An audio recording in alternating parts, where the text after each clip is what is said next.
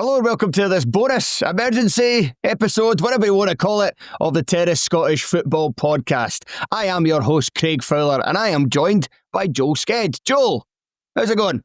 It's going well. It's going well. What is happening with the world of Scottish football? That's all I need to know.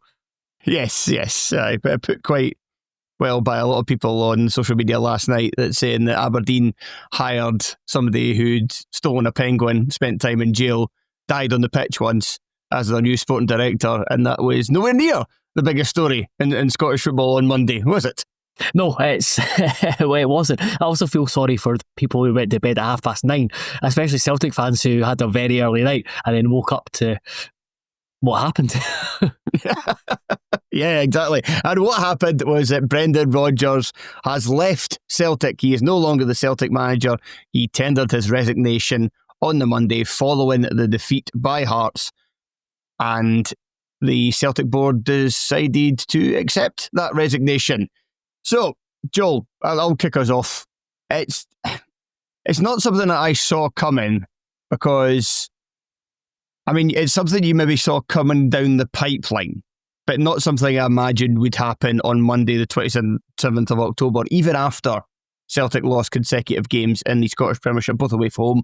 Obviously, losing to Dundee 2-0 last week, and then going down 3-1 at Hearts. And I think it's because I didn't think he would go unless things really got to a period where you felt like you were past the point of no return. Mm-hmm. I still felt that with, Celtic have got a few players out.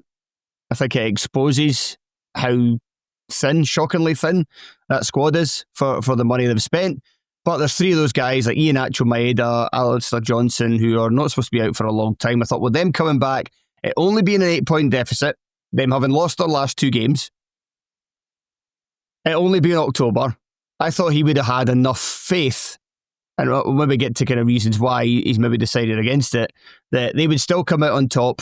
He would manage to see it this season. He would have come back to Celtic, won 3 titles out of 3.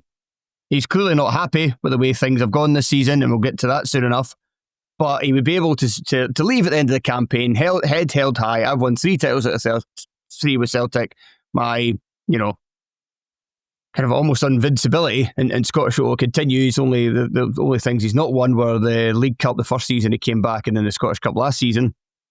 And he would win the league, he would add to something else on top of that, and then he would go. And I still thought he would have had enough faith in the situation and in himself to do that. So that's why I didn't see it coming at this point in time. And also, while a lot of Celtic fans had began to turn on him, or at least began to say, like, right, the board is the number one issue here, but Brendan Rodgers is issue number 2, I still felt like because much of the ire was getting directed at the board, and because there's still a significant number of fans within the Celtic support who were like, no, Rodgers is not necessarily somebody that could do no wrong, but he's far from the problem here. We stand with Rodgers much more than we stand with the board.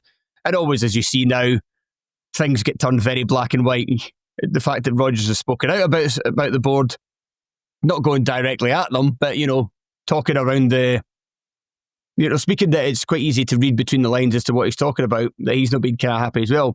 And supporters have picked up on that. It's easy to go, well, you're either team Brendan or team board. So I think that's why a lot of fans have fallen into, whereas those who are maybe a wee bit more rational have recognised the grey and going, he's a big problem as well. But it was not at the point yet where I expected them to go, right, the fans are against me now, I've fed up with the board, team's not good enough, enough's enough, I'm away. Yeah, it's very curious, especially, and this was reading, it was Keith Jackson's piece in the Record today before coming on here. I think he made a really good point, is that after his first spell, he would have wanted to walk out again. And I think he's been quite steadfast in his view that he's here to see out the end of his contract and then he'll move on. And obviously Dermot Desmond made reference to the contract situation. If he was to, he just felt if he was to walk out, it would have been after the Kairat Almaty or at the end of the transfer window, when he was clearly not happy with the business that's being done. It is the timing of it, like you said, is a real surprise. That I don't know how much deeper things have gone. It's a strange thing for him to think for him to do that, he obviously must feel like there's a point of no return and that he doesn't have the belief, whether it's in himself or the squad, to turn this around, which in itself is quite an admission. Either way you look at it, and if you look at maybe Brendan Rodgers, it's maybe that's probably more of an admission looking at because of the confidence that he has in himself, that it's more of an admission of the squad. And you talked about the injury situation. Even beyond that, the squad it's not great. It's probably the worst squad he's worked with since it's over these 2 spells. Yeah. And it's just gone from being a messy, because even over the last couple of months you thought it's really messy, but it's like salvageable. Between now and the end of the season, there's probably still like enough individual quality there. And then in the January transfer window, you thought maybe they would right the wrongs, especially with how important winning the league is, because winning the league, the only team that are guaranteed European football next season beyond the qualifiers is the league winners. And the league winners go straight into I think it's the Champions League playoff round. And you know how important kind of the Celtic view the Champions League. So it's almost like right the wrongs of that. Like you said, go out on a high. But the situation with Rodgers' decision, or whether he was kind of pushed into that, has turned a really messy situation into it's essentially like a bomb going off. It's just it's now farcical, especially with some of the stuff that's happened afterwards. Yeah, we'll get onto that.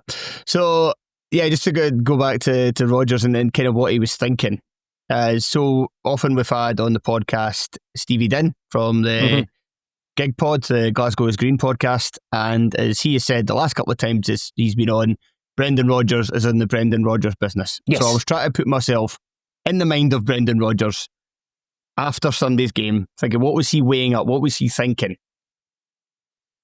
And I don't think it was necessarily that he thought, right, we're not going to do this. Because I think he's obviously jumped now, because he's jumped at a time where he can point to the board. Everybody's against the board. Like, it's like they've got like 99% like disapproval amongst the Celtic fans. You know, they are the kind of big issue. They've seen as the big issue at the club. He can point to them and say, like, right, this is all what's happened. I was left with this terrible squad. I started to realise things weren't going to work. So I left. I think had he had complete 100% faith in the fact he was still going to win a title this season, I think he definitely would have stayed. Because I think he could have spun that to saying, well, even with the fact that the board made a complete arse of things, wouldn't sign me any players, wouldn't spend any money, got rid of guys right at the end of the window without really having suitable backups to bring in, if you wanted to, class Adam Ida as that, then he could spin that for his way. I think when he sat down at it, I think as you say, looking at the state of the squad, looking how thin it is beyond like what just a couple of injuries exposes it of, looking at the mood around the place, which is partially his fault, and we'll get to that soon enough when we talk about Dermot Desmond's statement, and kind of realising that Hearts have got more ability and more confidence, more heart for the fight, that they could do it themselves, that he probably sat down and thought, right, he still definitely win the league, still would have belief in himself he would win the league. However, I think he thought it's going to be a lot harder to do that than he previously envisioned. And he's going to have to do it, turn it around with a team that, again, I think he's partially responsible for. They don't necessarily look like the heart is fully in it at this point in time. And I think he weighed up the fact that he's in a situation he doesn't like, working for people he clearly doesn't seem to get along with a team that's, it's weird to call it down in the dumps, but it is a bit for a Celtic team, with a few kind of gaping holes in that team.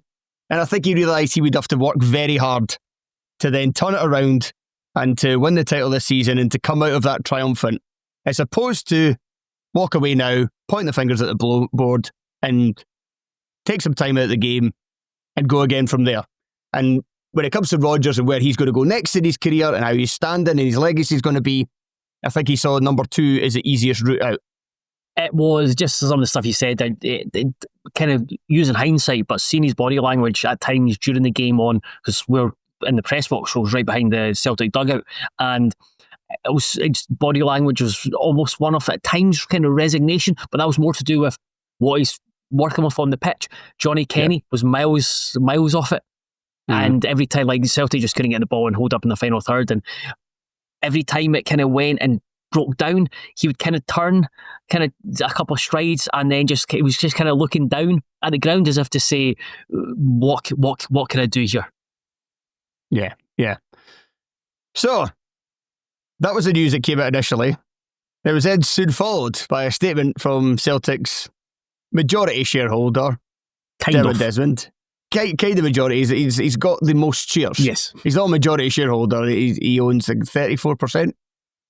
But even though he's 34%, he doesn't have executive powers at the club, it's still quite clear that Dermot Desmond runs things, basically. Yes. He has people doing it for him on a day-to-day basis, people who seem to answer to him.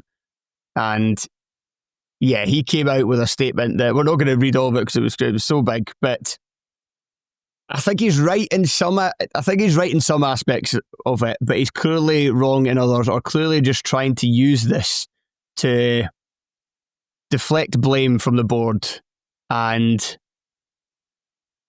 I would say probably as well tell some fibs in it to try and further have some deflection. So I don't think he's wrong in to say that Brendan Rodgers has, been a wee bit duplicitous, use the media to air some of his grievances. Probably, as I mentioned, put a cloud over that squad this season, when you have to wonder already how many of those players, guys like Hatate, guys like Maeda, guys like Carter Vickers before his injury, maybe even Alistair Johnson, these types who have, they've moved to Celtic, not because they're big Celtic fans, they've moved to Celtic because they see Celtic as a stepping stone in their own career, and they've kind of completed Scottish football, and where's the next move? Maeda, quite well known with the move to Brentford that fell through because Celtic couldn't find a replacement before the end of the window. And I think he has been responsible for contributing to an attitude which has saw Celtic massively underachieve this season. And Desmond points a finger of blame at him for that.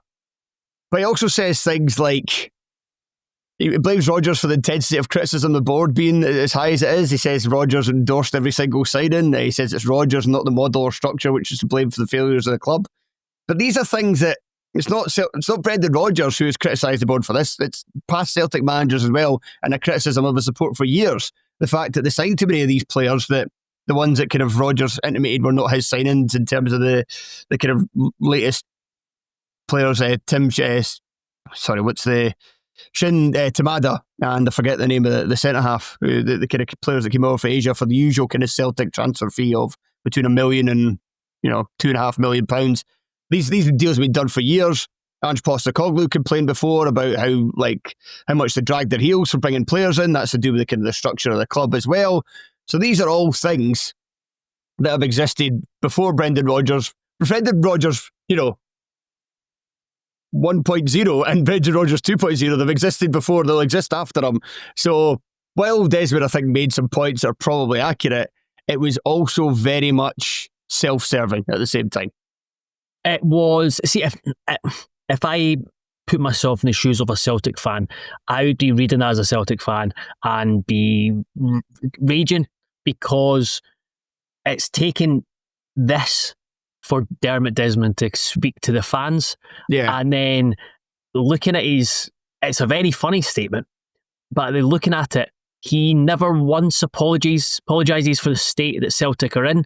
It's all Rodgers' fault. All Rodgers' fault. And never once addresses the situation Celtic are in, or it doesn't once go accept any sort of blame or for the Celtic being in this position, because he's put it all onto Brendan Rodgers when it's clear not all on Brendan Rodgers. He doesn't address the fact that, like you mentioned, Celtic are really slow and in terms of how they conduct their transfer business, and how they are always kind of chasing their tail at the start of the season, especially around Europe, trying to get into Europe where they can make more money. But he doesn't address any of that. It doesn't address any of the issues that the Celtic fans have been concerned about.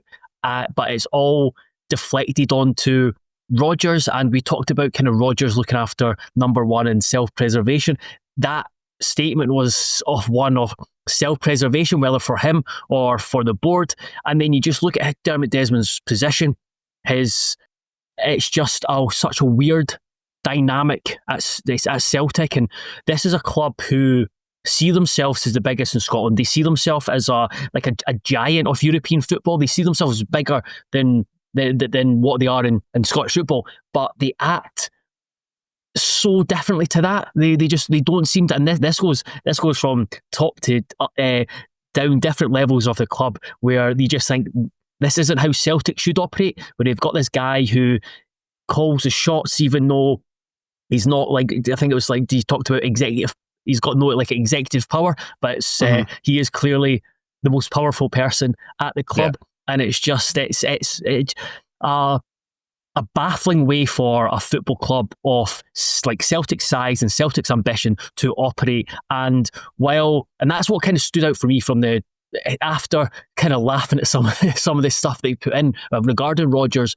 but like looking bigger picture, it is I thought it was quite an embarrassing statement. Well, everybody else had a good laugh at it, so that probably tells you it's quite embarrassing. And it's just so wild to see anybody.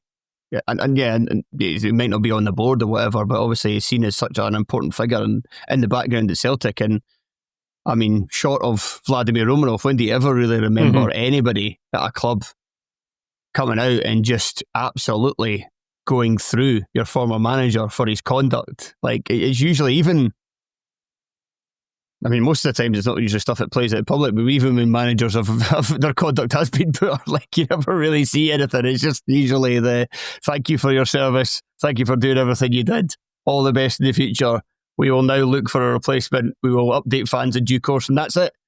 Instead of going through all this. And yeah, like I say, there's definitely some truth in there, but it's very much self-preservation, trying to deflect from the board. And from the little I've seen online already, it's safe to say it's not worked. It's just when you're talking about like a usual statement about a manager, it's the fact that in like the first line he goes, you have to, basically, paraphrasing, I've not got it up in front of me, but you have to recognise Brendan's efforts over his two spells. But here is why he is a prick. Essentially, that's what it says. It moved on very, very quickly.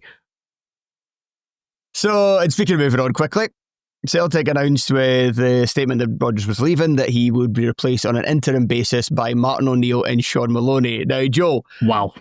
I'm going to play a little devil's advocate here, I think. So why don't we go to you, first of all, with your thoughts on this? It is I just couldn't believe it was one of those where you think, oh, Rodgers way. That's shocking. I've actually thought the biggest shock of the whole thing, even more so than Desmond's statement, was bringing Martin O'Neill and Shaun Maloney in. And Martin O'Neill is probably more seen as the figurehead, and Shaun Maloney is probably going to be the guy that's going to be on the like doing the coaching. But it's just like one of those where, right, how do we quickly appease the fans? And they've turned to Martin O'Neill. Now, I was listening to Paul Lambert on BBC this morning, and oh my word, I was like, what am I listening to here? It's like he's made out that Martin O'Neill's the greatest manager that's ever been. There was one point where he talked about how Martin O'Neill will go in there and he kept referring to him as a gaffer, and he'll kind of turn things around, and he'll reinvigorate the players, etc., etc. Then when he was asked about Ange Postecoglou, and he was like, oh, but it's not Ange Postecoglou's players, so it might be a bit difficult. which one is it? And then one of the first things he said he praised the Celtic board for pulling a rabbit out the hat with Martin O'Neill. And that rabbit can just pulling out a hat, and it's just skeletal bones. The rabbit's the rabbit's been gone for years, and that's it. He's not managed since 2019.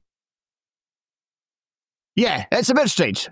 I'm going to admit that, but I'm going to play devil's advocate in some way. So when it was first announced, I was rubbing my hands together. I thought this is obviously he's done a lot more in management than this comparison, but I was thinking like it was going to be a Barry Ferguson / Neil McCann / was it Alex Ray / Alan McGregor? Sorry? Billy Dodds. Billy Dodds. Was it Billy Dodds and not Alex Ray? Is that right? Yeah. Yeah, okay, sorry. Billy Dodds and Alan McGregor. When you've brought in this team for an interim team, but it's for kind of like a long-term period. So I think Ferguson was in charge at Rangers for 3 months? Yeah, 3 or 4. And I thought, right, if they're bringing in O'Neill and Maloney, that must be what they're doing. They must be like getting this manager set up for January. It doesn't seem like that's going to be the case.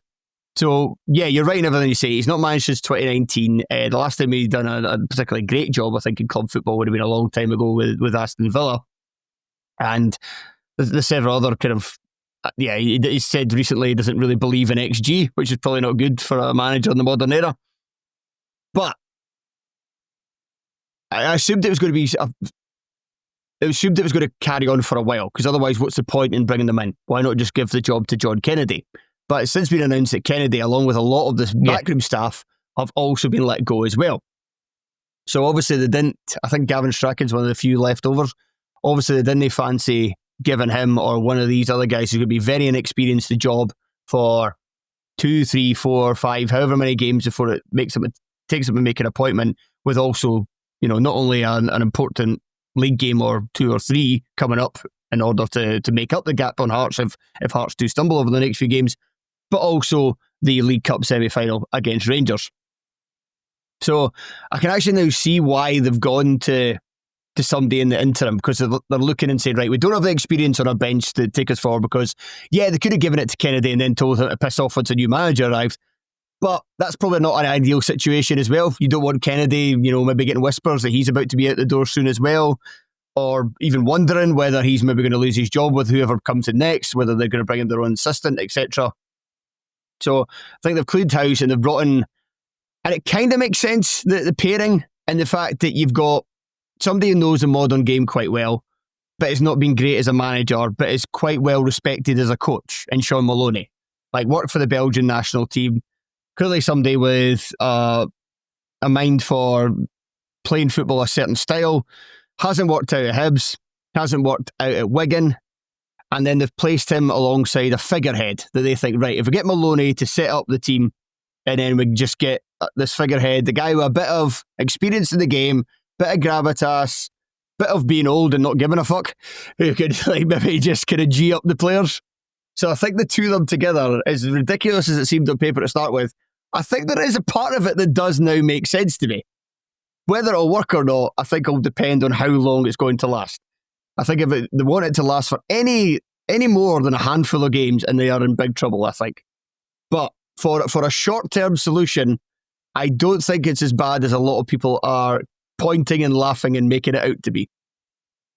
I just don't think that Celtic squad are going to be sitting in the dressing room and Shaun Maloney and Martin O'Neill comes in and goes, right, now things are happening. Now I'm going to be running around and playing for them. I just think Celtic squad will just be like, what the fuck is happening with this club?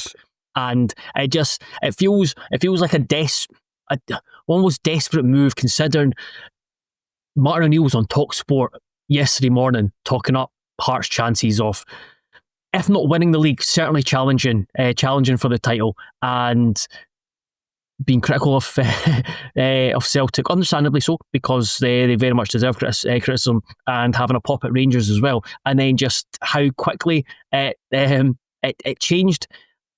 They had to do something. I completely understand that, but I think it just feeds into the dysfunction that has been Celtic, and the fact that they are rivaling Rangers for the most dysfunctional club in Scotland at the moment really tells you a hell of a lot about their season.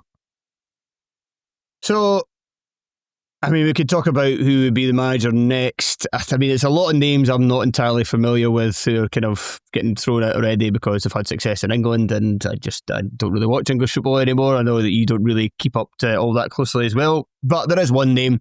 It's obvious, a name that's been here before in the past, and incredibly, it's not Neil Lennon.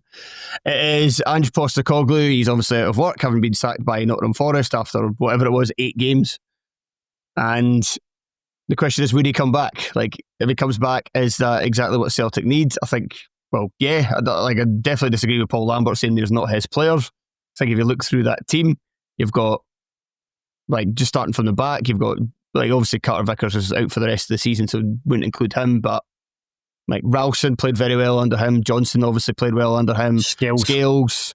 Midfield, McGregor, Hatate. Maybe the other ones, was it just they two maybe? But you've also got Maeda played under him as well, and even Yang would have done also. So there's parts of this, there's a lot of this team. It won't be quite like when Postecoglou first came in the door and how it took things to get up to speed. So I don't think he would necessarily have any worries that way. I just go back to something that Postecoglou said when he was Celtic manager and he talked about his long-term future. And I think he was basically asked about whether he would be staying at Celtic for the long term. And or being linked with jobs or whatever else it was. And he gave the answer where he was quite honest about the fact that he's always been somebody who's looked for the next challenge, like always kind of on, like, quote unquote, onwards and upwards kind of thing. Like even after getting sacked, even after maybe being humbled a little bit by his experiences at Forest and Spurs as well, to an extent. Yeah, he won the Europa League, but obviously didn't he have a great time in the Premier League that season? And I'm looking at his career history, and he's never gone back to any place. He's always gone somewhere else. So I just don't think he would come back to Celtic for that reason.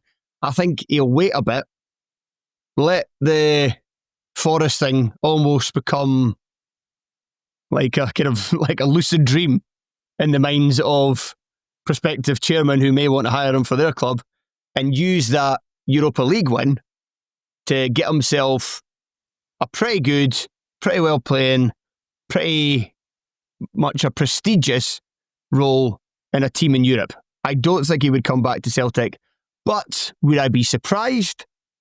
Also no. He would be mental to come back.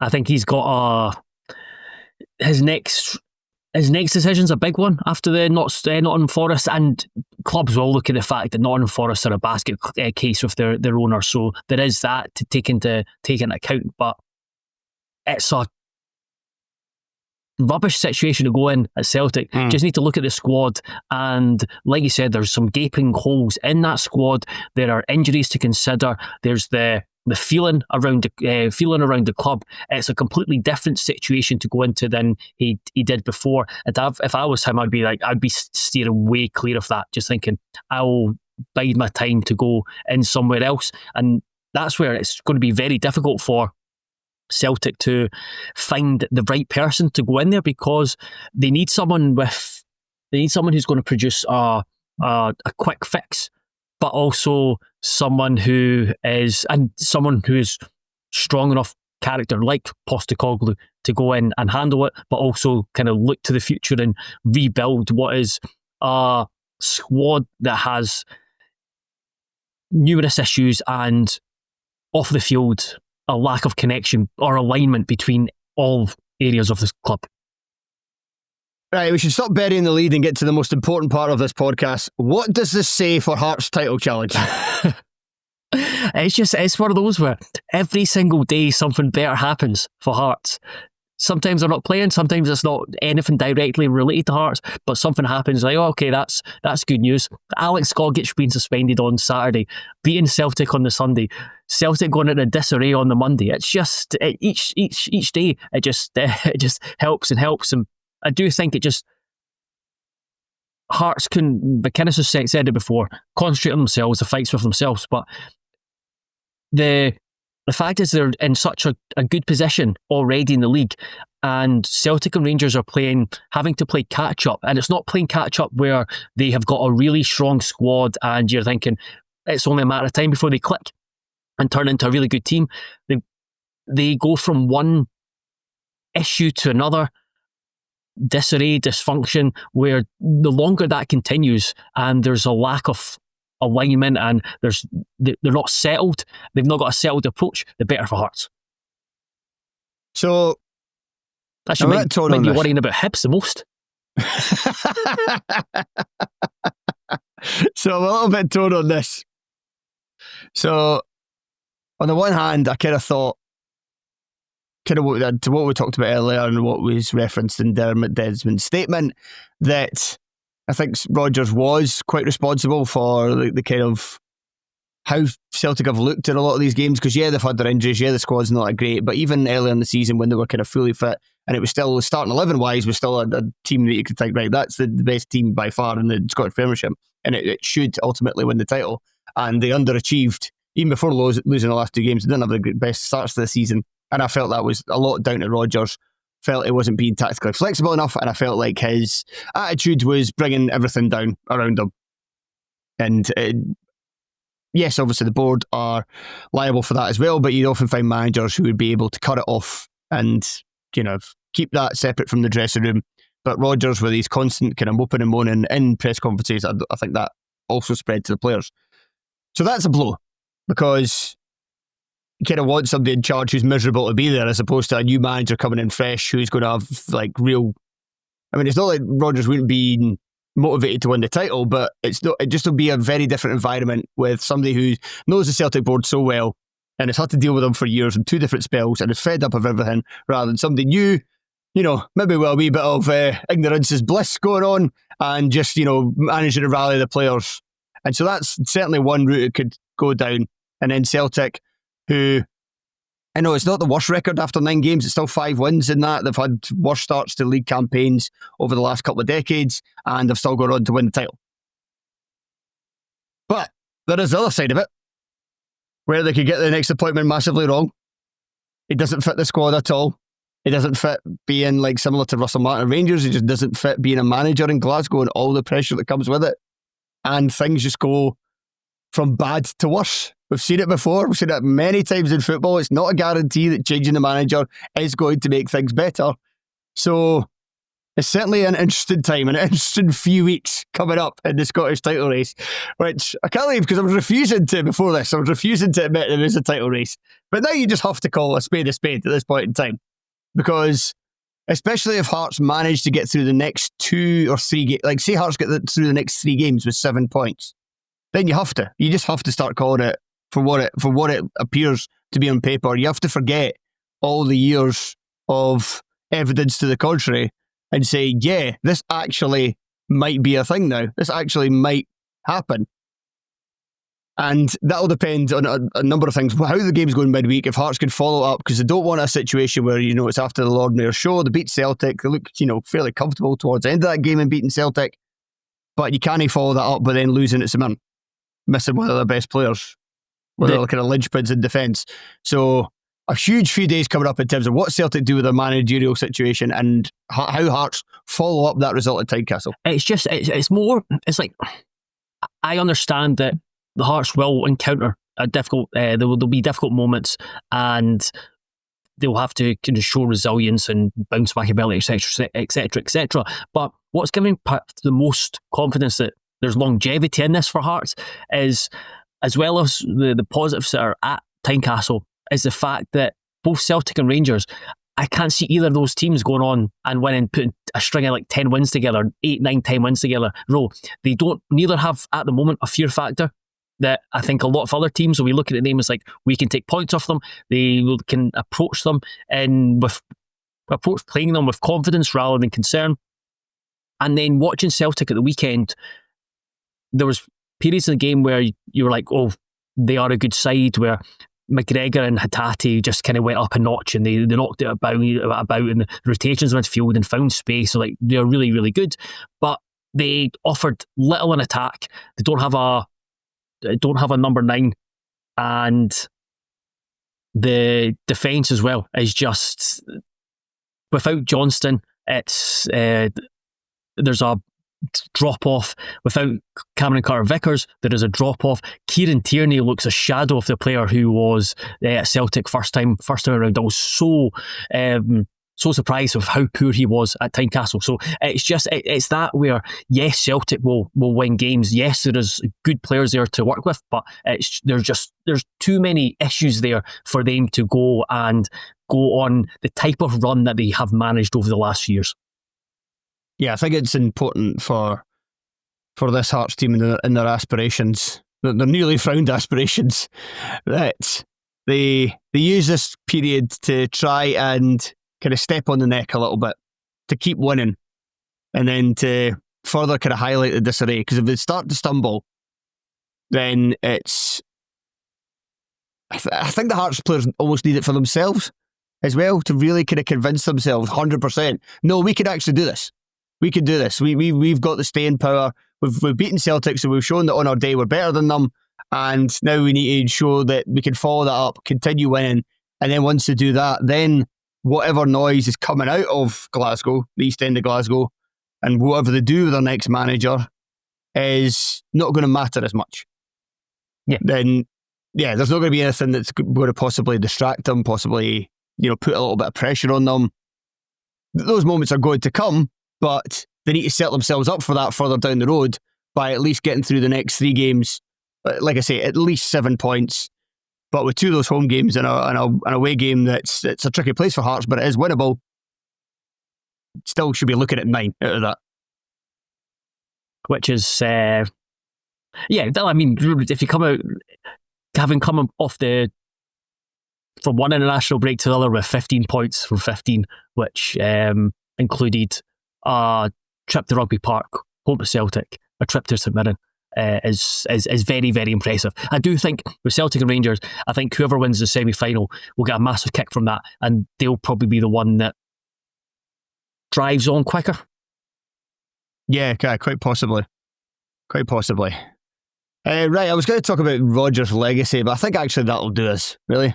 What do you think? Yeah, I think Rodgers' legacy, I think he'll go down as a very good Celtic manager with what he's done, but the nature in which he left both times will always be a sticking point for Celtic fans, I think. It'll always be a footnote. Yes, yeah. Big caveat. I think that's about right. Right, Joel, thank you very much for joining me. No problem at all. A pleasure. And thanks to everybody else for tuning in and listening to this emergency podcast. We will be back with some content soon enough, I'm sure. Thank you and goodbye.